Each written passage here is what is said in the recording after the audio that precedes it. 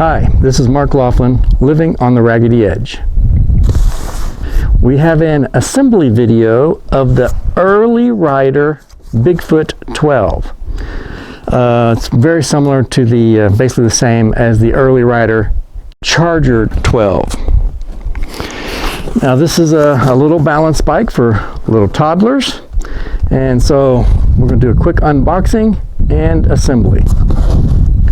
Watch till the end of the video and we'll have a link where you can go check out a rather in-depth review of the Early Rider Bigfoot 12.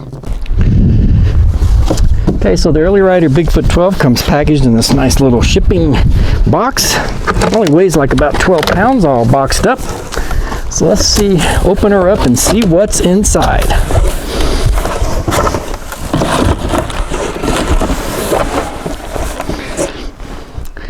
So we have our, like everything is just like pretty much zip tied together. And we include some tools and some screws to complete assembly. We've got 3 Allen wrench keys, and then the axle, the little screws for the axles, and of course your operator's manual. So the first step is to actually mount the handlebars in the Ritchie steering stem.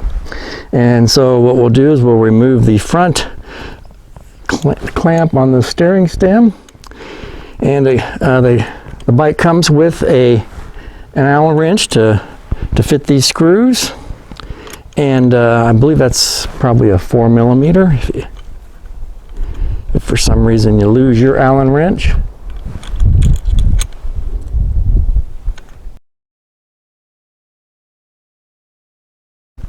Now if you notice, the screws each already have a little bit of blue Loctite on them, which is good because these, I believe, are probably steel screws, and that's an aluminum Ritchie steering stem there, and so that'll help prevent a little bit of galvanic corrosion between the two.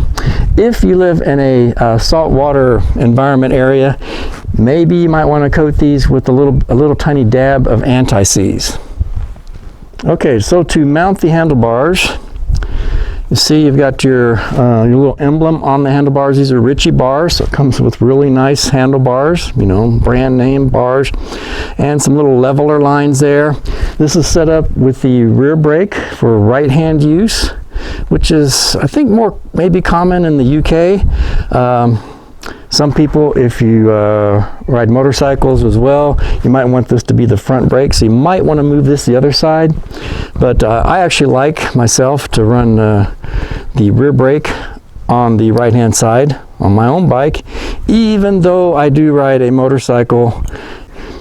So your handlebar will fit in there like this. The clamp on top, right in front of it. Get a couple of screws lightly in.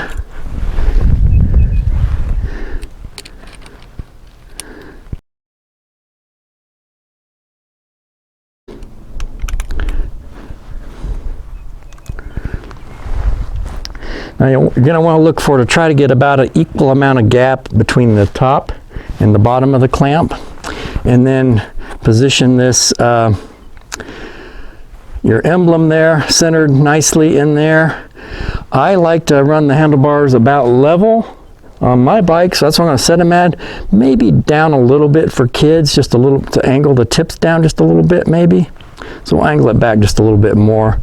We'll come back and revisit that in final setup here. But get these lightly snugged down so that's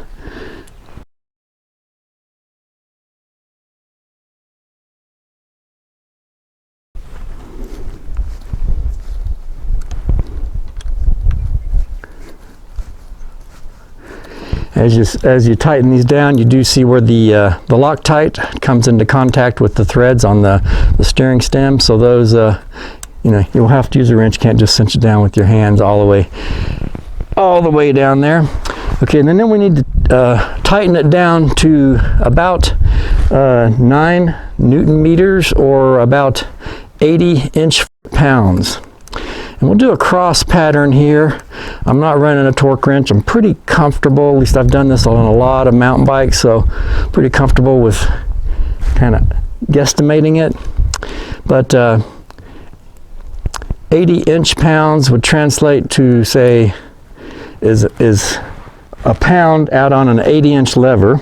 So if this was 80 inches long, it'd be 1 pound of pressure. So if we back off to a 40 inch, that's going to be 2 pounds of pressure. If we come back to 20 inches, it's going to be 4 pounds of pressure. And if we come back to, say, 4 inches, and this is actually not quite 4 inches, but let's say it was 4 inches long, we'd figure that it would be 20 pounds of pressure. So it's not a whole lot, and it would be easy to strip these. And even if you don't all the way strip them, if you over tighten them, it will elongate the threads a bit. So do this in a cross pattern. And if you have a torque wrench, that's even better, where you can get it set perfectly. But I think we'll get her right here. All right, and so now the handlebars are mounted up.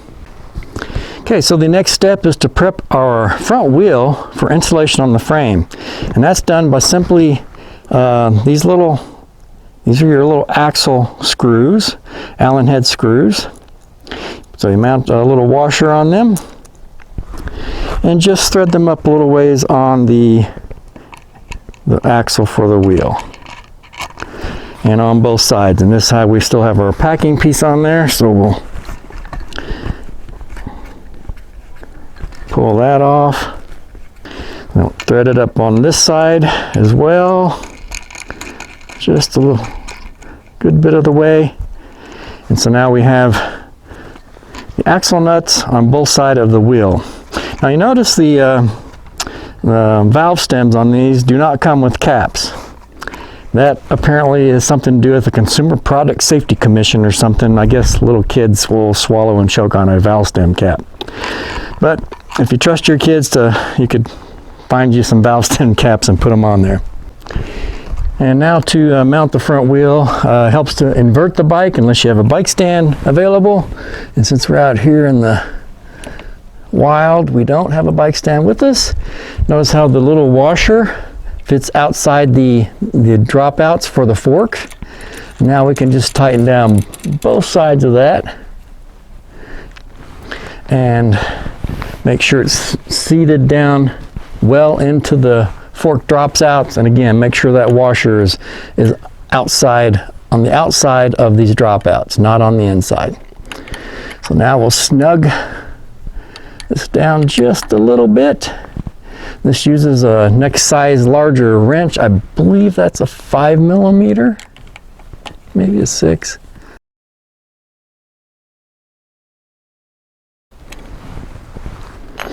Now the front wheel is mounted. Make sure it spins freely.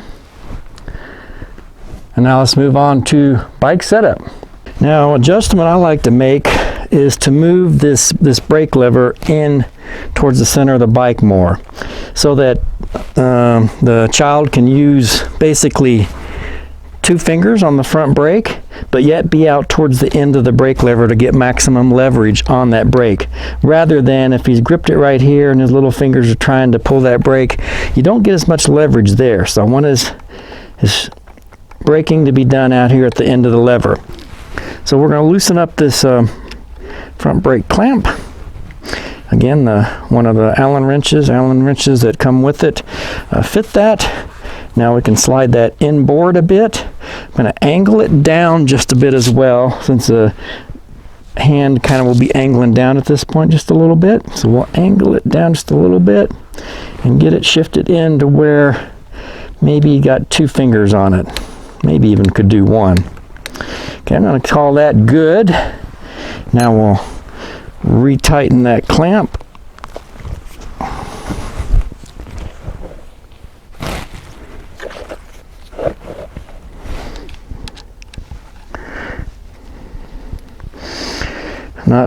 Not too terribly tight, but enough so it doesn't slip around.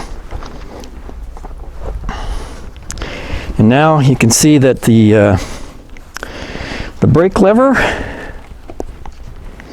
is set in more so that you can get, your child can get 2 fingers on the brake and get maximum leverage out on that brake lever. Now another adjustment I like to make is to shift the brake lever in closer to the bar, so the child doesn't have to reach out so far to reach it. So we've got this set screw here, so we can just, I want to position it, say, about right there. So this is doesn't come with a Allen wrench to fit this. You have to have a 2mm Allen wrench, and just tighten that in a bit.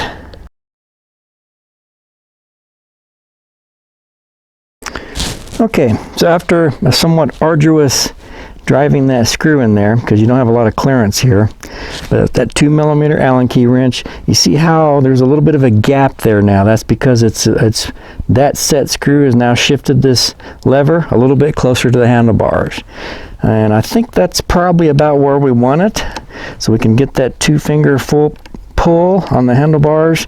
See, I've got this gap here between the bracket and the grip, so the child will hang on there and get full leverage on that rear brake lever.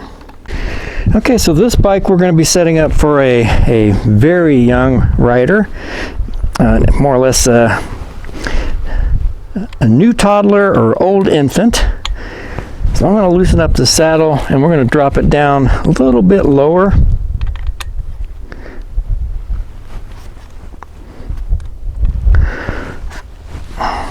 We'll get it as low as we can get it. So we'll loosen up this clamp with the included Allen key, and we'll drop this down to where basically the flange there on the saddle is all the way down, and we get the nose, the front of the saddle mates right up with the top of the frame, the top tube on the frame.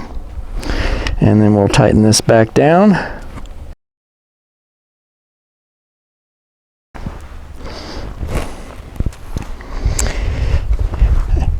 So you can see that's the saddle clamp, seat post clamp, and we've got it as low as we can get it.